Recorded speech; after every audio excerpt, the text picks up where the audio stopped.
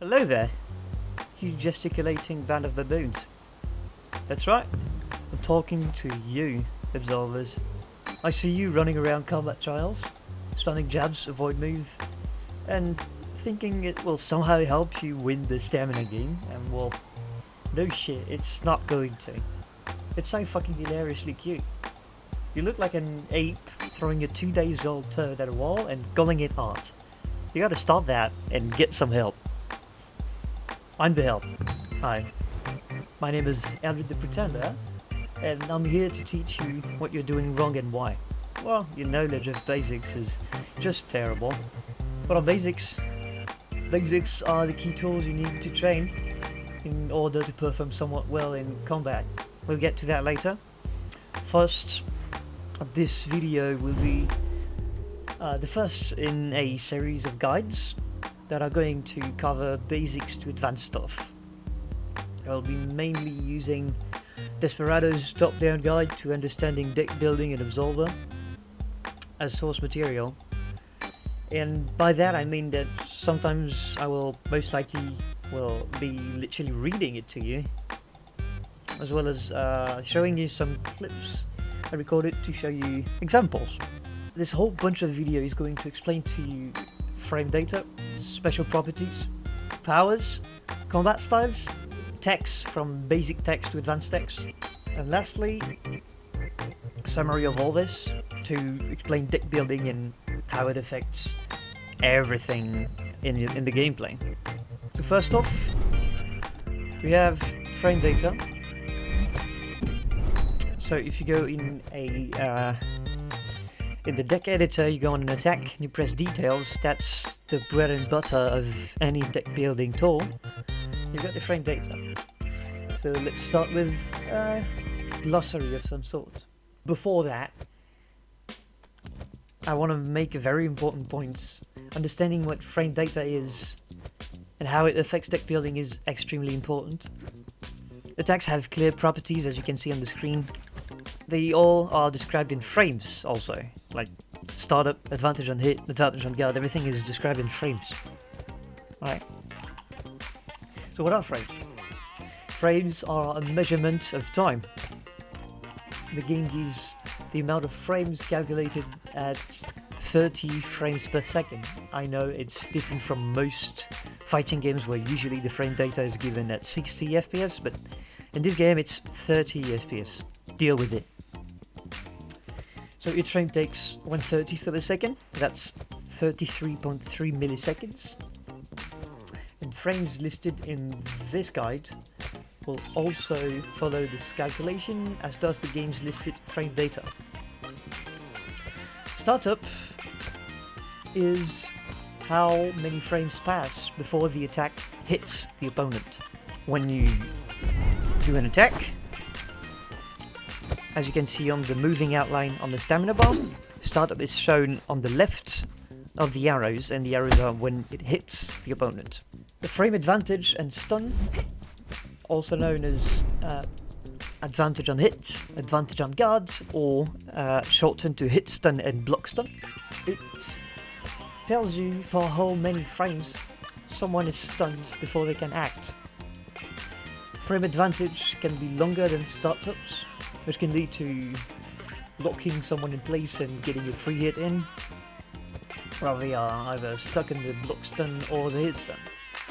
The frame trap is when the startup of your next action minus the frame advantage is less than the startup of your opponent's possible action, which effectively prevents them from taking that action, or they just get hit. The confirm is when the frame advantage is more than or equal to the startup of your action, meaning the opponent can do nothing to avoid getting hit because they are still stunned by the time the attack hits them. A jab is an attack with a startup of 10 frames. It's the fastest possible attack in Absolver. So what does it mean to be Jabsafe? Jabsafety refers to the enemy's inability to interrupt your string of attacks, even with the fastest attacks in game. If you Goldlink a jab after an attack like Walla Blow, if I do this, for example, I have 5 advantage on guard, that's 5 hit stun, and I'm doing a 10 frame. So the enemy is stunned for 5 seconds, and I Goldlink, so for 5 frames. So these first 5 frames are going to leave only 5 other frames before the opponent gets hit. So if they want to interrupt that, they need an attack that has a startup of less than 5 frames, which doesn't exist. That's what being Jabsafe means. Recovery.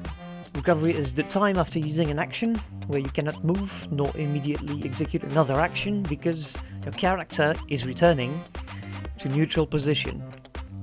So if I do a heavy attack like this, you can see on the right side of the arrows on the stamina bar, that's the move's recovery.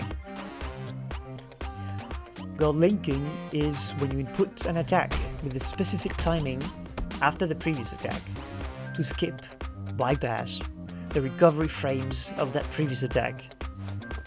Like this.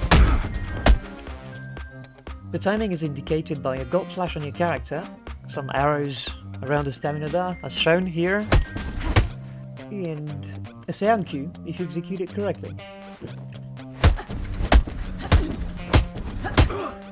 Buffering is when you cue an input before the previous animation has finished, which results in the cued action starting on the first possible frame. This is usually used to refer to queuing an attack while your style ability is being used, or queuing your style ability during attack animation, or while queuing either out of block stun. So, as you can see, if I buffer an attack at the wrong timing, not the Goldlink timing, instead of Goldlinking the thing, it's going to start the next attack after the move's recovery, right?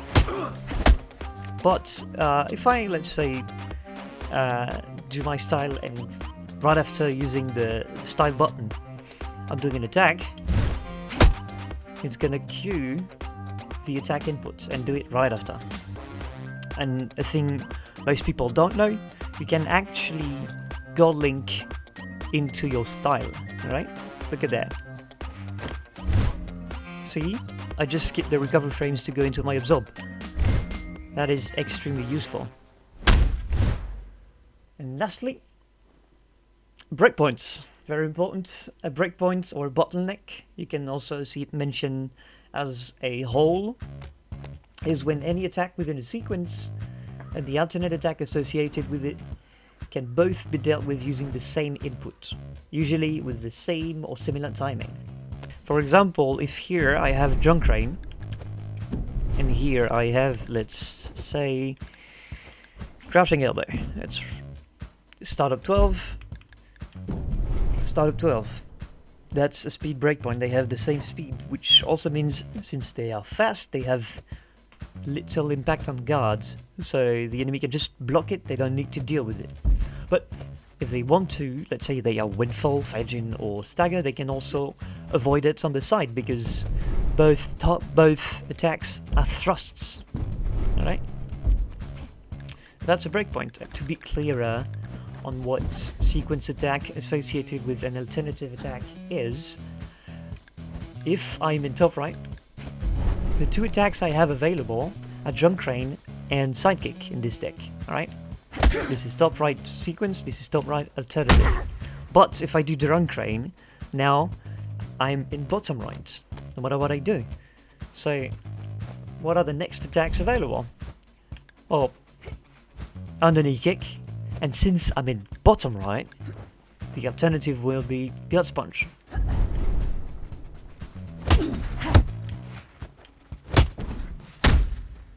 That's about it for the video.